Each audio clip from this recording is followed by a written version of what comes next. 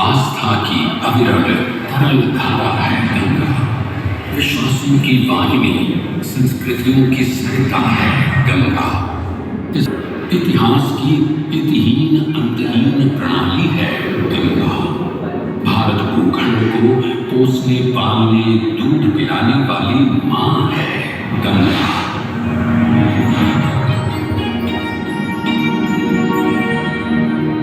इस जीवनदायिनी मां का, गंगा मैया का जन्म कब, कहां, कैसे हुआ जानते हैं आप? आइए बैठिए, आज हम आपको दिखाएंगे, सुनाएंगे गंगावतरण के पौराणिक मिथक की कहानी। कहानी तब की है जब सारा संसार 3 लोकों में बटा और बसा हुआ था। स्वर्गलोक, भूलोक और पाताल लोक। उसी सतयुग में इक्ष्वाकु कुल के सूर्यवंशी राजा सगर ने सारे संसार को जीतने के लिए एक अश्वमेध यज्ञ का संकल्प किया।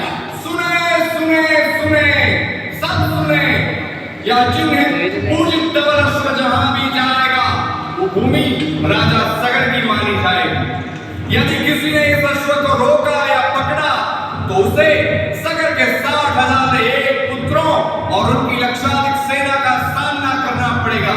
सुने सुने।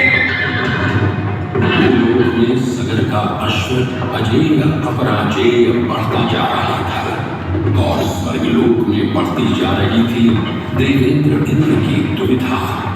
उन्हें लगा कि अगर सगर का प्रभाव बढ़ता रहा तो उनका इंद्रासन भी हिल सकता था। डरकर वो अश्व को रोकने की युक्ति लगाने लगे।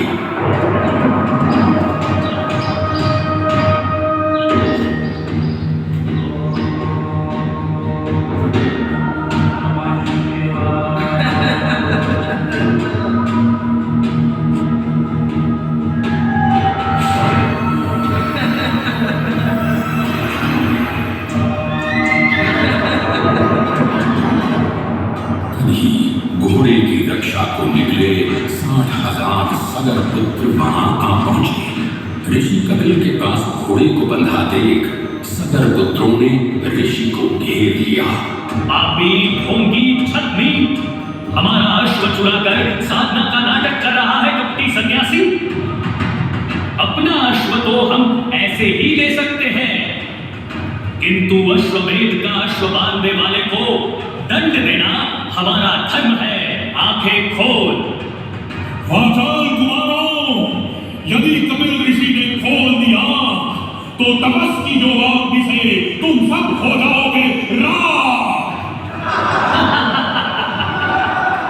सूर्य के वंशजों को आग से डराता है मूर्ख।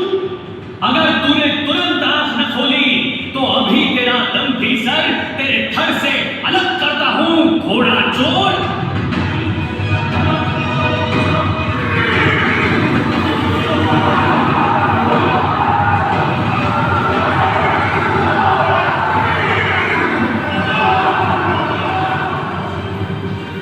उधर सगर चिंतित थे। न अश्व का कुछ पता था, न ही उनके 60,000 पुत्रों का कोई समाचार। पिता की चिंता देखकर उनका प्रिय पुत्र अंशुमन भाई सामने राजकुमार अंशुमन था। अंतर्यामी ऋषि सब समझ गए। उनसे सच जानकर अंशुमन टूट गया। अपने भाइयों की ओर से मैं आपसे क्षमा मांगता हूं, किंतु आपको ही उन्हें वापस जीवन दान देना होगा। मृतकों को जीवन नहीं, तर्पण की होती है आवश्यकता। मृत्यु का इलाज कोई नहीं कर सकता, किंतु मेरे कोप की योगाग्नि से भस्म लोगों का आसान नहीं होगा तर्पण। गंगा जल, केवल गंगा जल ही करेगा मुक्त उन्हें, जो भस्म हुए तेरे परिजन। गंगा? गंगा किसका नाम है ऋषिवर? स्वर्ग की सरिता है गंगा, विष्णु के चरणों से पैदा ब्रह्मा की पुत्री है गंगा। विष्णु के पैरों से पैदा ब्रह्मा की पुत्री? मैं कुछ समझा नहीं श्रेष्ठ ऋषि।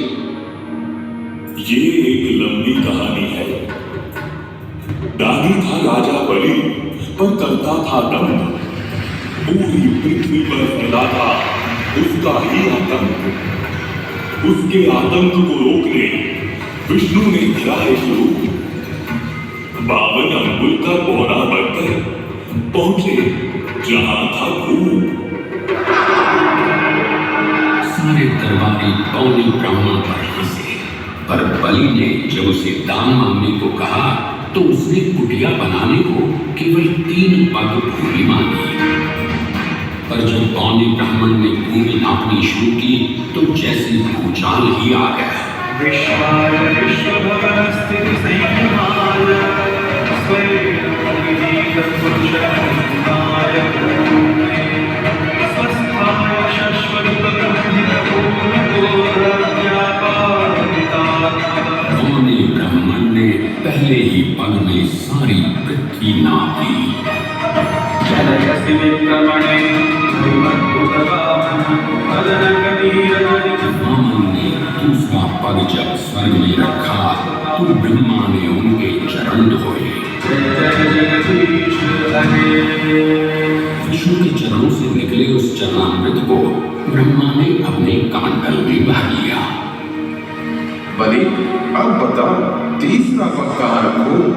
मैं जान गया हूँ, आप ब्राह्मण नहीं स्वयं विष्णु है। आप अपना तीसरा चरण मेरे सिर पर रखिए ब्राह्मण देव।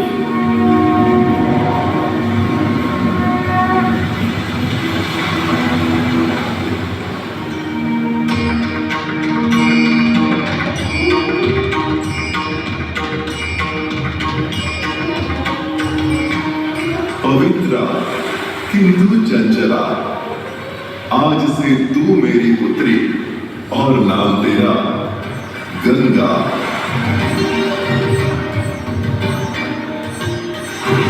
पुत्री पाकर ब्रह्मा बड़े प्रसन्न थे।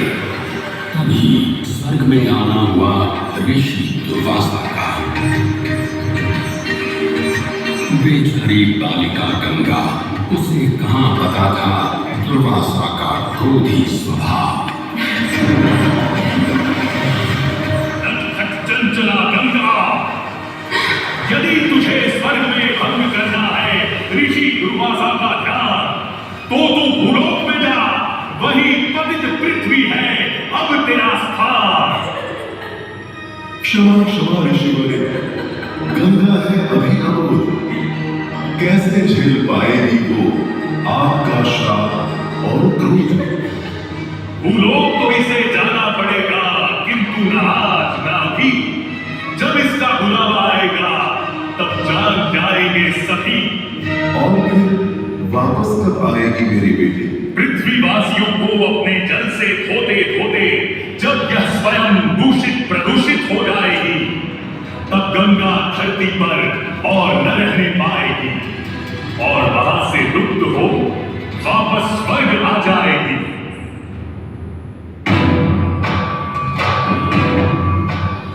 अंशुमन को अपने भाइयों के तर्पण के लिए गंगा को लाने का बहुत मन था, किंतु किसी को राजधर्म ही तो निभाना और राग भी चलाना था। देखते देखते 7 पीढ़ियां गुजर गईं, पर 7 पुष्पों के बाद राजकुमार भगीरथ ने राजा बनने से साफ इनकार कर दिया। क्षमा कीजिए, क्या आवश्यक है कि राजा का बेटा ही राज संभाले?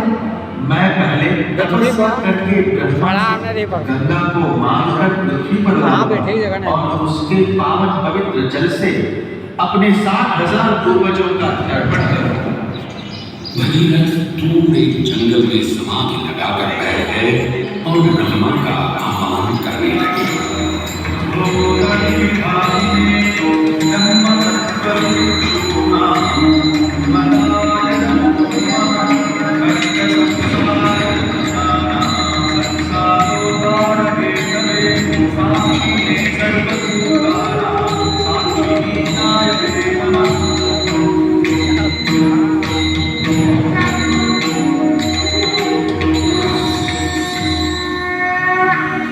पुत्र भगीरथ, हम तुम्हारे तप से प्रसन्न हैं। बताओ, क्या आशीर्वाद चाहिए? भगवान, मेरे मेरे पूर्वजों के तर्पण के लिए मुझे आपकी बेटी गंगा चाहिए।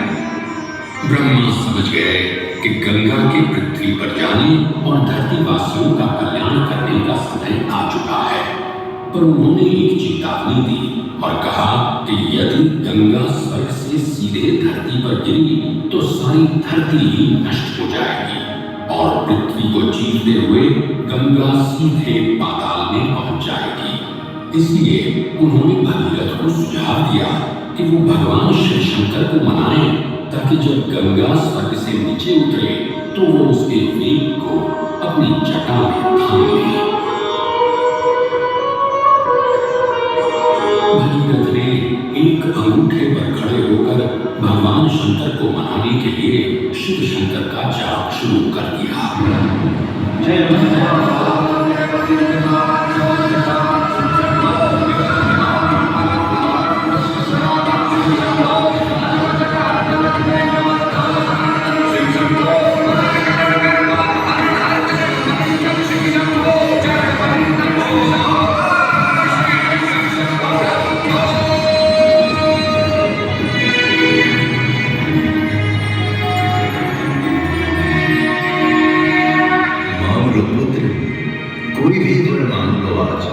प्रभु, जब गंगा स्वर्ग से धरती पर गिरे तो आप उन्हें बीच में अपनी जटाओं में साध लें, वरना पूरी धरती नष्ट हो जाएगी।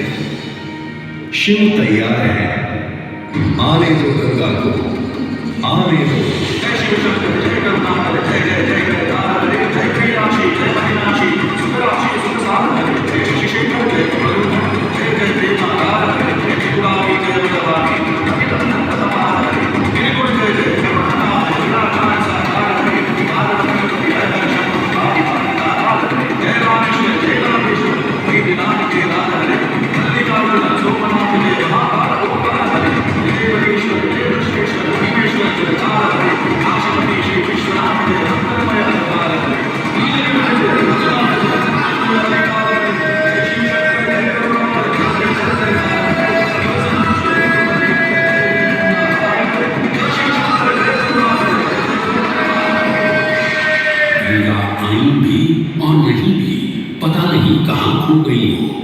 जब पूरा 1 साल बीत गया तो भगीरथ ने शिव जी से पूछा।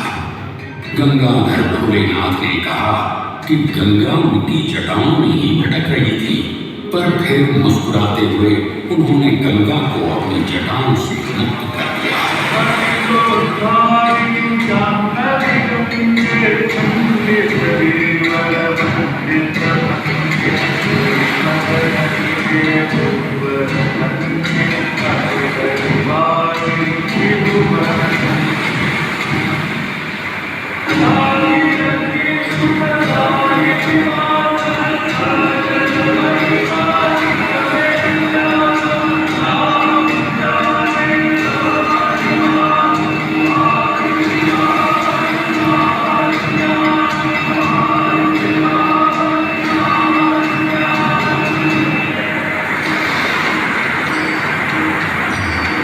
गंगा ने भगीरथ के साथ गंगा सागर जाकर महत्वपूर्ण नदी बन गई, जिसका भारत के जीवन में धार्मिक, आर्थिक, सामाजिक, ऐतिहासिक अभिधान अनंत है। गंगा के 2500 किलोमीटर के सफर के बीचों बीच बसा है बनारस। यहाँ आकर गंगा भी दिशा भूलकर उत्तर वाहिनी हो जाती है, और अक्सर पाठ बदलने वाली गंगा ने आज तक कभी बनारस का दामन नहीं छोड़ा है। यहाँ गंगा पर युगों से बनते, संवरते, बदलते घाटों की छटा बनारस को एक अलग ही रंगत देती है लगे गंगा में कायम सदियों से ये पुरवकार, हर नीतमंद का ये शहर है दारोमदार। अनगिनत है रस यहाँ के, कैसे कीजिएगा शुमार, आइए एक बार काशी, गंगा की ये है पुकार।